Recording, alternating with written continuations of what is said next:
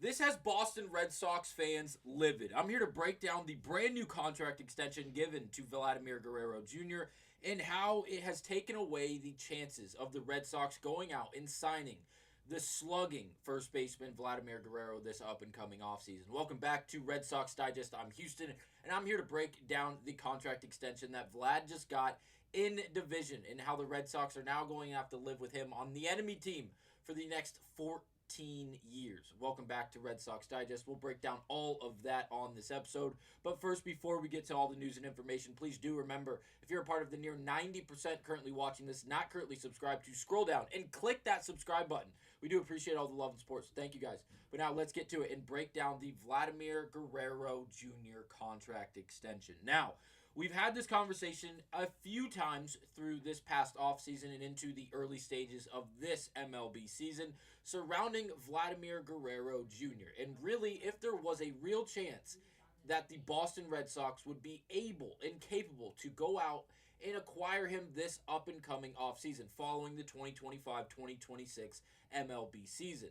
Because we were getting rumors that not only would Vlad love to come to Boston, but also that it seems like the Toronto Blue Jays and Vladimir Guerrero were not able to find a number where they could settle on, where they could agree upon. That would bring Vladdy back to the Blue Jays.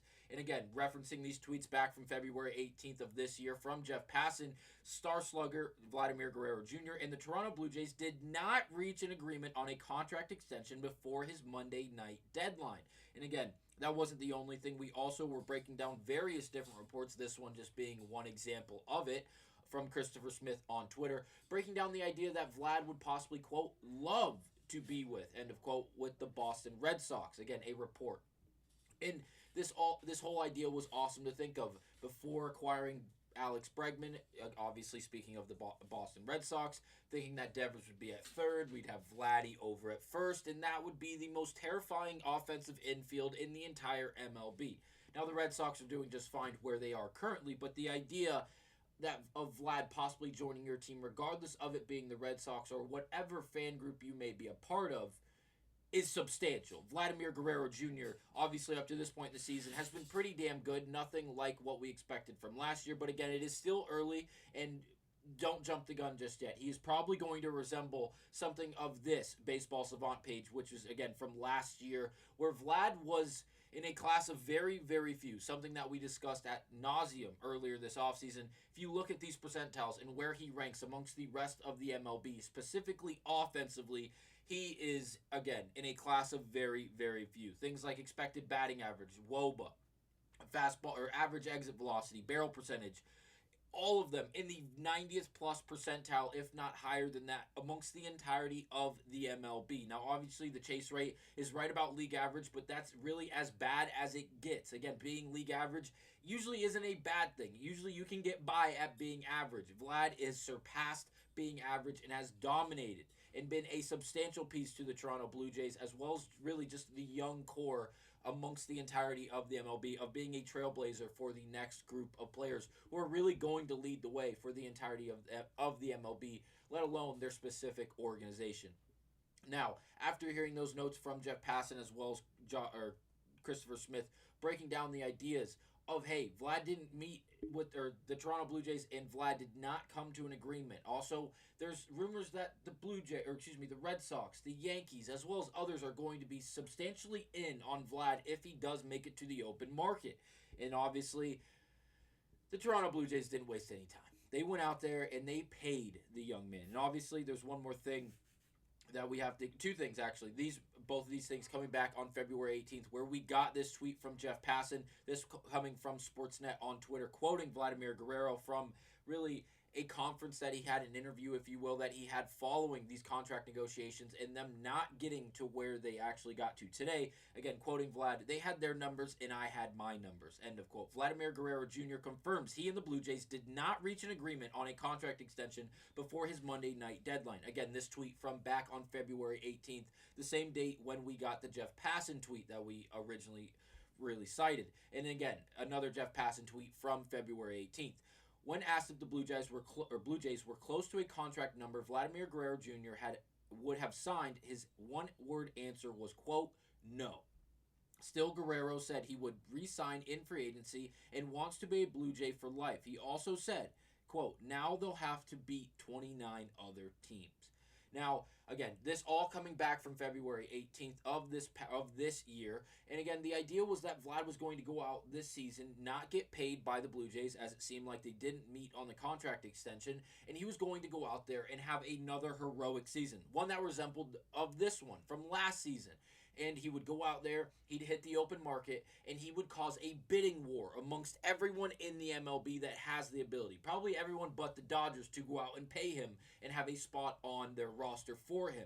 And obviously, Vlad, with those numbers and with the young upside, again, only being, 25, 26 years of age, he's a problem. He's going to be a problem for a long time. And if the Blue Jays weren't able to go out and pay him really $500 million, which is what they ended up paying him, he was going to go to the open market and probably get north of this. And the reason I say that is because the Red Sox, the Yankees, the Blue Jays, and ample, and again, those are just the ones that were speculated to be involved in talks back on February 18th when this whole conversation was brewing.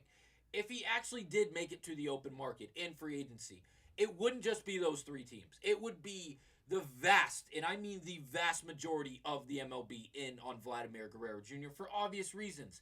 Now the Toronto Blue Jays went and thought long and hard about this and how they can't allow that to happen, or they would have to end up paying probably close to $6.5, $700 million for someone in Vladimir Guerrero Jr. just to retain him, because they had an inability to go out there and give him the number he was looking for before getting to the open market, which again would cause that bidding war.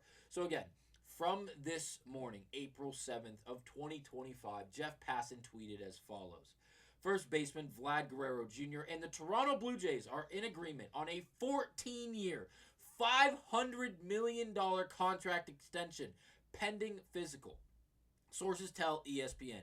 A monumental no deferral deal to keep the homegrown star in Toronto for the rest of his career. No deferred money for Vlad Guerrero. This is coming year after year, and he is well deserving of it. I know Nick Goss is losing his mind. If he probably already posted the video on Jays Digest.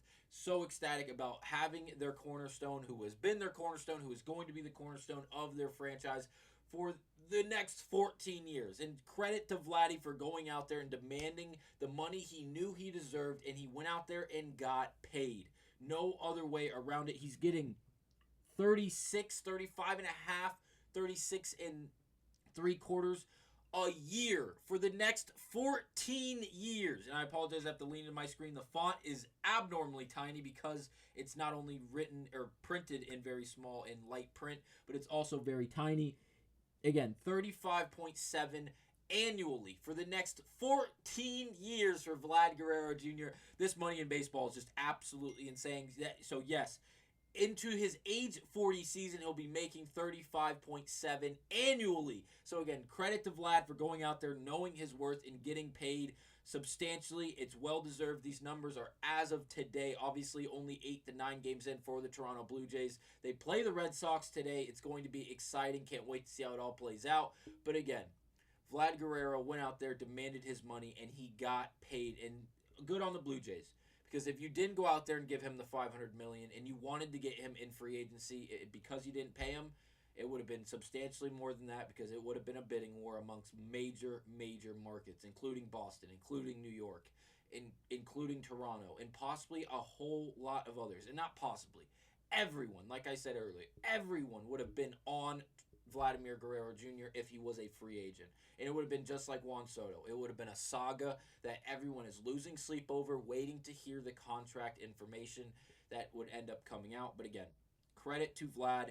Good job to Vlad. It's well-deserved. It's just unfortunate now the Red Sox have to deal with him for 14 more years in division. I'll see you guys on the next episode of Red Sox Digest. Thank you guys for watching.